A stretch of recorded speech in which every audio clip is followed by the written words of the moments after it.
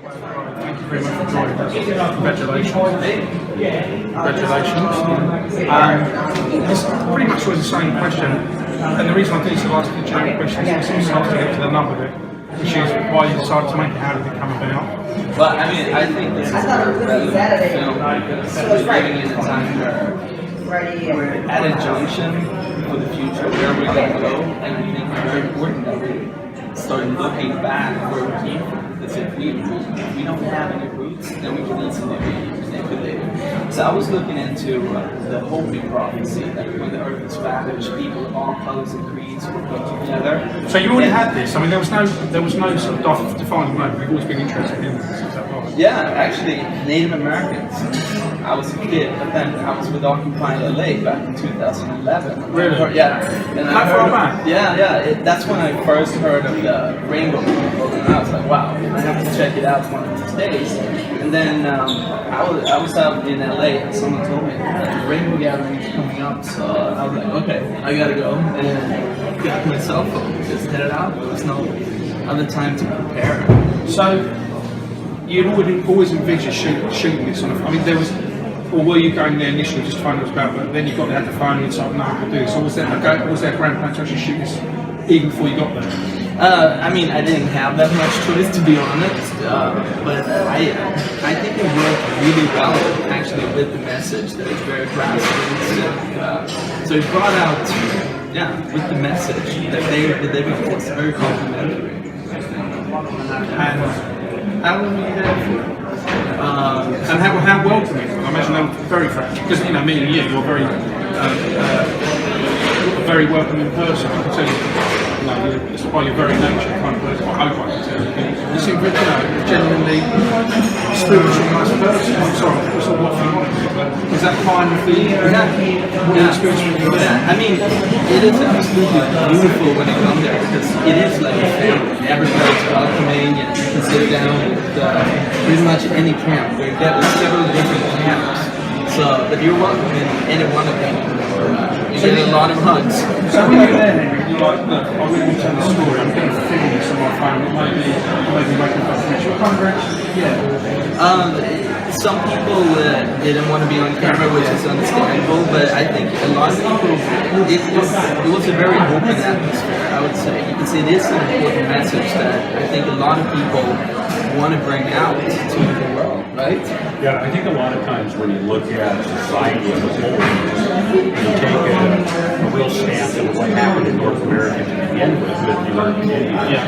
And you take another stance in where we are today with the governmental procedures. It's really just transpired into a point where you really don't have the liberty, you don't have the ability to be free. My grandfather always used to say, a lot of times people support the area of freedom, but if he wrote it, and he wrote it on the ground, and he spelled F-R-E-E, and then he ran a line through it, and he put G-U-M-B. He says most people are too dumb to know what free is because they allow other people to go ahead and dictate instead of understanding within their heart that there's true spiritual being here on this planet. And so when you look at the transformation of society, what happened to the American Indians is now happening to everyone, not just in the United States, but around the world. And so you take a real hard stance with what he's done, bringing this energy in to go ahead and translate it.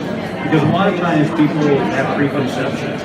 And so, when he came down and did that, and I should say up, because there's about 9,000 elevation over there where you're actually in this.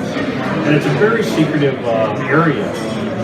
The Rainbow people within this association, organization, they gather yearly, not just in the United States, but around the world. And they're a very loving, kind, respected individual basis. They love you for who you are. They're not asking you to change. Everybody's going to accept you. And when you look at the acceptance overall, we have to be able to, again, look at where the government is in the United States. And where we're getting really pushed and torn is with not just the laws that are color of law, but through Agenda 21, the UN policies, things of this nature. And it's really devastating America. So what's your biggest fear? If I said to you, if you can name one thing really, Frank, I know you've highlighted a few things here, but everything stands head and shoulders above the others. Well, I really don't have fear, first of all, because if you live in fear, you maintain that energy and it will surround you. And so fear has never been an issue within my energy.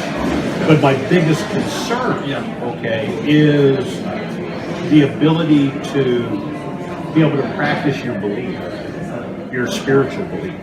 And currently right now in the United States, you don't have that ability. I mean, most of the churches are what is referred to as a 501c3, other nonprofits, which the government actually doesn't even allow the churches to talk about government. They don't allow them to do any of this, and if they do, they can lose their charter. Oh, really? So they can't be seen to be right, left, wing, leaning? No. Pro-Republican, pro-Democrat, whatever. No. They can actually lose that nonprofit status. That's interesting. Yeah, and so when you look at the freedom of religion, okay, that's the biggest concern, I think, because in our tradition, we believe everybody's been every ethnicity at some time through a reincarnated state. And being reincarnated, I very likely could have been the same person who helped devastate our own people. You see what I'm saying? Yeah, absolutely. Yeah. And by knowing that, that's where the fear doesn't exist, is because we're all one form of energy. You've been here so many times. Henry's been here so many times. All of us have been in our belief. And by understanding what's transpiring around the world, and then look at it just in the North American continent itself, I mean, we're in a big heap of trouble right now. So in your opinion, has it got more better or worse in the last 20 years? Well, I started doing the spiritual walk since I was 5 years old. I'm 53 now. Been doing it full time since 1987. And so when I look at it in the last 20 years, the awakening process has slowly been moving forward. In other words, people are understanding the diversity of lives that the government has been portraying upon the American people, as well around the world. Regardless of their political bent, when you're saying your opinion, it doesn't matter if Republicans, Democrats, or whatever, they're all corrupt. They're all corrupt. The biggest corruption that we have isn't in the political parties. The biggest corruption we have in the United States deals with the court systems.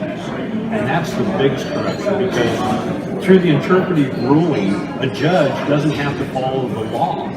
He makes up his own law within the court system. Yes, there's certain laws that are specific, but that judge will take that law and he can change it. He can adapt it to make you guilty, basically.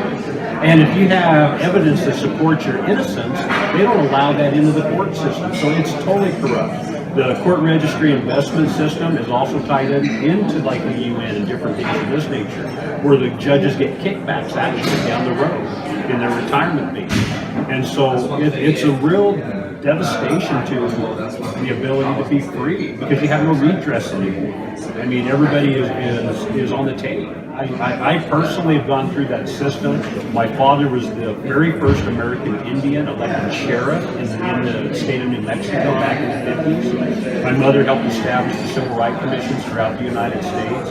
My uncle was a justice of the peace, a roaming judge, but a common law judge. Yeah. And so when I was raised, when I got in trouble, I was given a law book. And so when we look at everything from the early time, we had segregation in our schools till 77, and so, people think, the United States is the land of the free. Yeah, land of the free, but it's not. It really isn't. And it doesn't matter if you're American Indian, Irish, Chinese, it doesn't matter. You're not free. But you can see a new system being implemented secretly globally sometimes. So how did you two, I know you've gone there, but how did you two actually hook up? Well, I was out there roaming the meadows and stuff, and then I saw these teepees up on a hill, and I was like, okay, I'll go up there. And then I spoke with some people and said, well, you need to talk to Balance Toe, and and then we did the interview. Did you have any idea how it would end up, or I'm assuming, actually that's a bit patronising, I was going to say, I assume you had an idea, but maybe didn't, I don't know. But what I'm trying to get to is, did it end up being what you wanted it to be, or was it, did the whole project end up being more positive than you hoped it would be? Yeah, I mean, definitely, and I had a vague idea, but I also wanted to let the material speak for itself. I didn't want to force a vision onto it before I knew what I had. Sorry, I interrupted asking about how you met. Yeah. No, it's fine.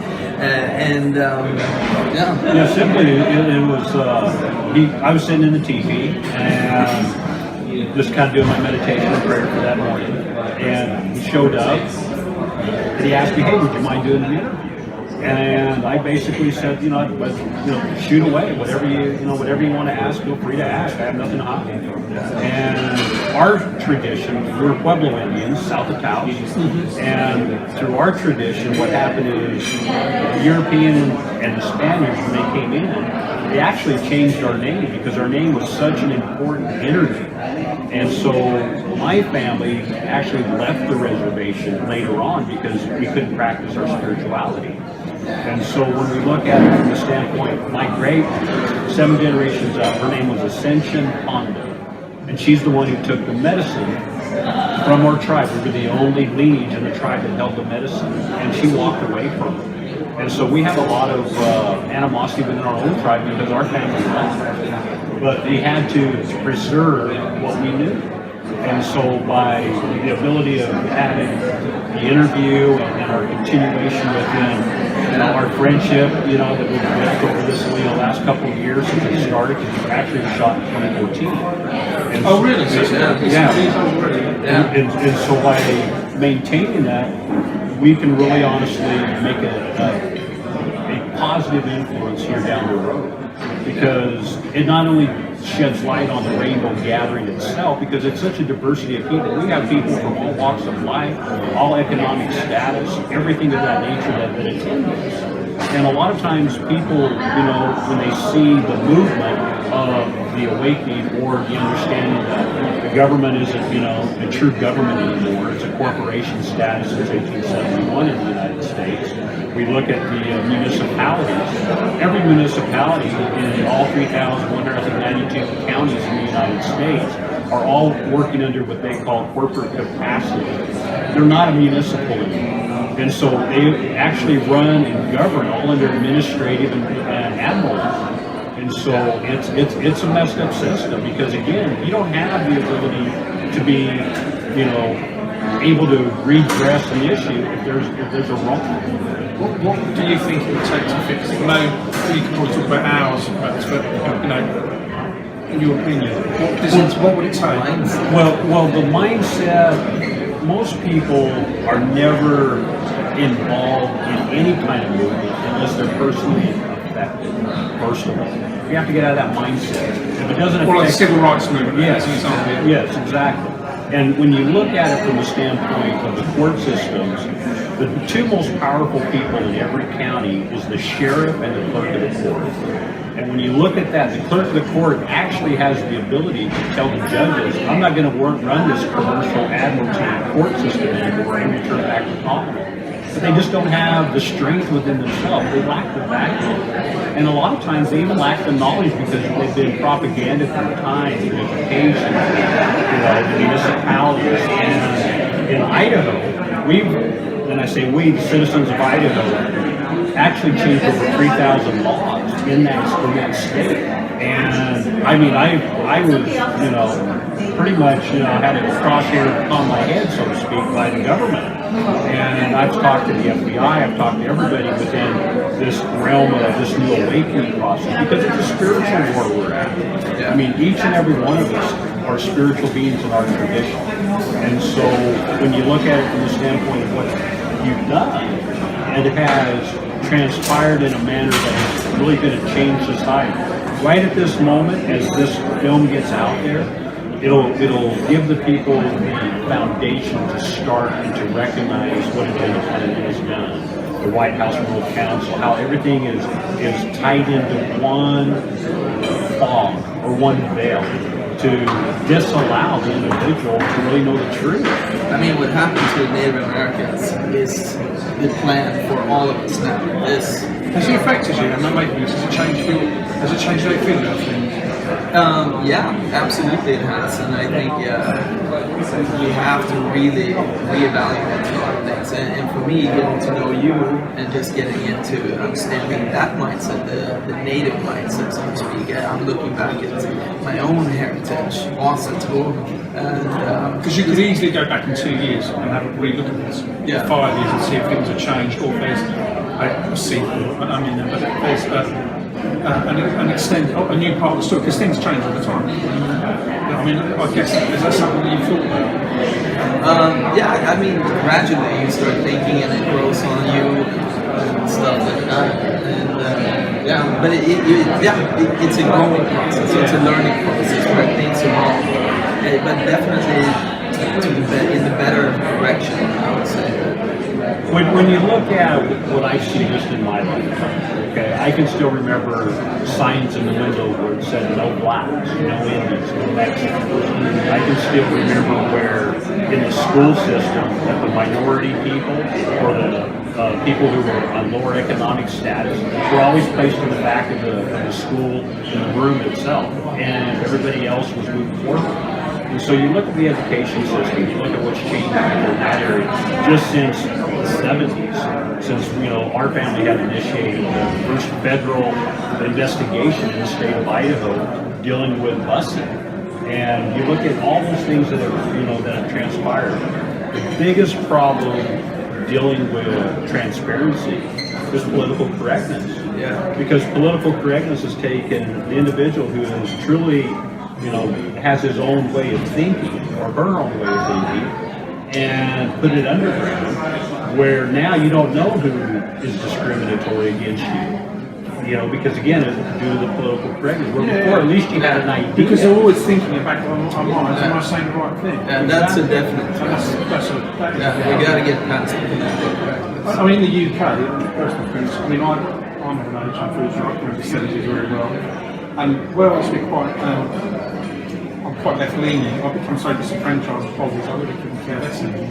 And that's a terrible state to be in, because where I was truly interested in it, in the last 15 years, quite honestly, they could all be the same colour. Because in they're all been bought terms up. of political colour, Yeah, there's no difference. There's no difference. They all sit, that's not quite true, but it almost is. I mean, Jeremy Corbyn just coming to Labour is quite unusual, but generally speaking, no, I couldn't care less. And I should, and I did, not anymore.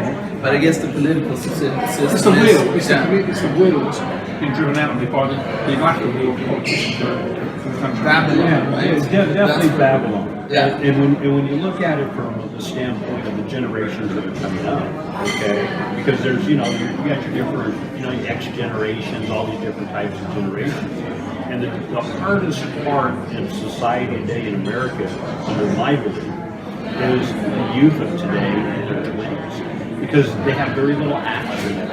They have this entitlement base in our tradition. Absolutely, yes. I know exactly. Yeah, because again, when you look at the entitlement, that's all ego based, and when you look at the action, that's all spiritual based. Because again, we as people on a spiritual level have to create our own destiny and our own path. And if we just sit around expecting everybody to feed us, clothe us, give us our car, give us our education, we have no reason to move forward because we're just accepted. We'll lose the gratitude part of it too, with the entitlement. And I'm guilty when because everything's absolutely right. My children, 15 and 25, and they're all, sadly, a lot of this is to do with there's all the smartphones and the internet. And they've changed them, not all for good, because it has made this generation of millennials lazier, less goal-driven, and it's, I know the genes at the bottom there,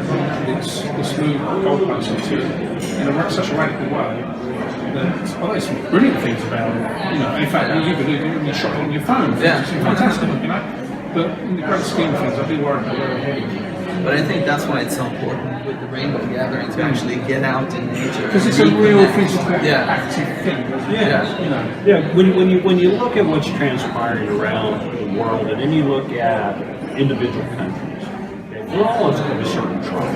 Like it or not, you can deny it if you like to. That's okay. But we're all from a certain tribe. To have a cultural foundation to recognize who you are is so important. We as American Indians have to be not only an example, but we also have to overcome, like within our tribe, the women really were the strong people within our tribe. You look at other tribes, they use a lot of the male energy within that tribe itself.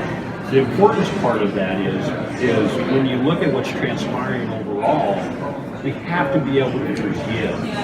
That has to come from our heart. We can't have animosity towards the Europeans anymore. The American Indian must, not have to, but must share that sacred knowledge since the beginning of time within each of their tribes, with the general population. But right now, currently, there's so many tribes that are so upset at the European, the white man, blah, blah, blah, goes on and on. That's not being an example. That's not showing forgiveness. That's not living in love. That's being, false within your walk. Yeah, there's also the aspect of cultural Marxism that is feeding this anger to keep us fighting with each other. I mean, that's a definite aspect that we got to acknowledge too. When you look at the government and you look at what's transpiring, the government feeds that energy. It is no different than 9/11. The United States competed in that. I mean, I believe that. There's no way. Well, because of the machinations that occurred from policy over a number of years. Yes. And so when you see what's transpiring with all these, red flags, so to speak, this falsehood that's happening so they can take the guns away from the citizens, so they can do all this stuff. All it is a big diversion, no different than sports. I played basketball in high school and all these other stuff, and I enjoyed it. However, when you look at the professionalism in sports today, all it is a distraction. And it allows people to go into another area so they don't have to really look at themselves or look at what's happening around them. And it's kind of a sad situation when you look at it from that standpoint and you open that veil. Because most of us are unwilling to even look at ourselves. How many times have you looked in the mirror and just looked at yourself and said, you know what, I love me. I don't have to change. I could be overweight, I could be thin, I could be, red hair, black hair, I could be bald. It don't matter. I love me. We don't teach that. Instead we teach judgment. We teach discrimination on a basis that most people don't even have an understanding because it's so infiltrated within every part of society. I think, capitalism, up to West Around, there's a lot to answer on that. I think a lot of this is driven by the new generation. Have and have nots. And it's the same in the UK. I can see a massive sea change called South Dubai. The top 1% of the UK control 90% of the. Yeah, it is. And I'm in a fortunate position. I'm relatively speaking, whatever that is, I don't worry too much about they sell the living stuff, not behind it. Driven by that, but I'm quite fortunate. But I see a lot of positive. I've seen it myself, and it's a concern. Housing, lack of education, health, lack of work, lack of jobs. It's endless. So we're not immune. And a big fear for us is what's going to happen to the European Union. Are we can stay part of it? Well, there's lots of things going on in the background. Hopefully you'll leave. You think so? I hope so. I'm not a fan of isolation. And you said so much true. We are part of the great trouble. Frankly, being big. I think it's, for me, if we pull out, it's my personal opinion. I don't want to be in Lithuanian, but I've got no problem being European. International system, but the same thing. And I think, in times of trouble, we need to stick together. But we want to be at the table. If we're not at the table, where does it leave? The problem is with centralization that it's so much easier to control a lot of people, and if the top gets hijacked, so to speak, then it can so much easier destroy everything. So I think it's also going back to decentralization and the individuality. But the flip side of that is if you have effectively what we're talking about is federalism, and you have that, of course, for the collective. But there's no reason. We haven't lost that culture. We haven't lost talking about how we've got history that goes back a couple of thousand years. We've got an amazing. We live in an amazing country. It's incredible history. We haven't lost that becoming part of the European Union. But you think these countries, if we leave, do you think they're going to say, yeah, great, you've left us, we want to trade with us? Forget it. It's not going to happen. These people are head in the sand. They'll do everything they can to make life difficult for us. Yeah, that's true. And that's a problem It's gonna be a problem. that people can't leave, by their own will. That they'll be punished and stuff. And I don't care if France is 25 miles away. I love coming here. Yeah. It's no issue. And I think, let's all shake hands and be friends and get right. So don't get and I think by pulling away, if it happens, I think that will go more. Else, let's say, gets back to the same earlier. Well, when you look at coming together as a collective source of energy, all of us, no matter what vibrational frequencies we speak out, our actions create, food that we take in, music that we hear, they're all a vibrational frequency that's either going to be a beneficial or a negative aspect. But we also have to take into consideration wherever there is light, there is also shadow. And so at that same moment of time, through that consideration, when you look at the countries overall, there's nothing wrong with an individual country taking care of themselves. There's nothing wrong with an individual country saying please to another country, please come help us. Okay, but when you have like the United States with military bases everywhere and things of this nature, that's almost ridiculous to a point where it's almost like a dictatorship. Well, it was, this particular amount of 19, 20 trillion. Yeah. I mean, you can never pay the whole. No. And it's fake money anyway. Yeah, it's fake money.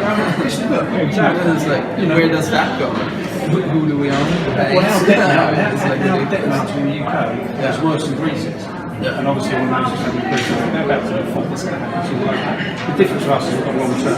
But even so, put it into perspective. You still own a shitload of object at us. And it's crazy. It's crazy. It's got to come to an end. Yeah. And it has to, because you look at your debt, you look at the United States, the individuals in the United States each holds the most amount of debt compared to anybody else on the planet.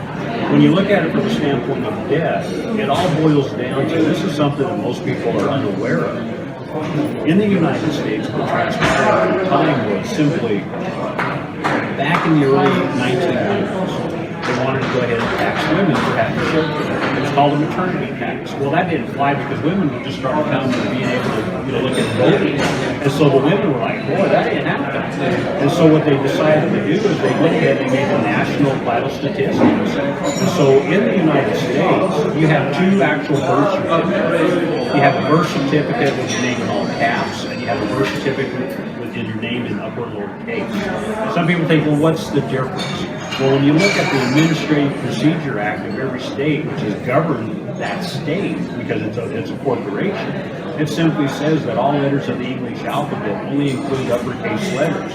There's no distinction between typeface or font that will be recognized when your name is in all capitals. So that means you're a corporation in the United States. And so you can actually go to your place of birth, ask for your birth certificate, and they'll always give you the uppercase birth certificate because they want you to remain that corporation status. If you specifically ask for your original, then they'll give that to you too. But very few people do because it costs more money. And yeah, that's what many people think about it. Yeah. And so everything, like myself in the United States, I don't have a driver's license. I don't register my automobiles. I have insurance. And I drive all over. I don't have license plates on my car or anything. I carry my title. I do everything in the common law. I've been pulled over. Matter of fact, when I was down in California here about a month ago, I was pulled over down in that area. The police officer, after we went through all this time, they ended up with 3 policemen, each one with a supervisor above. They came back and they said, you know what, we just got educated. Thank you. Please go on your way.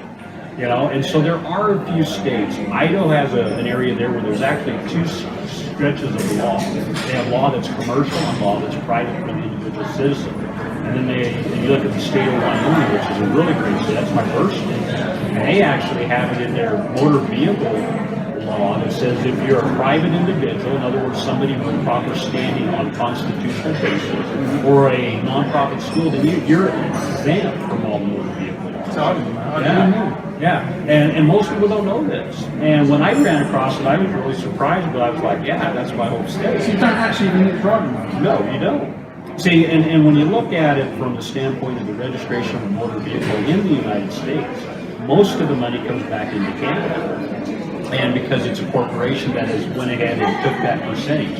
It's no different than our parking meters in a lot of the big cities. They're not owned by the municipality because the municipality got into some sort of financial problem. And so what they did is they sold those parking meters to a corporation for X amount of dollars so they could fill that void in their problem of finance because they weren't running the business right. You see what I'm saying? Kind of like a bailout.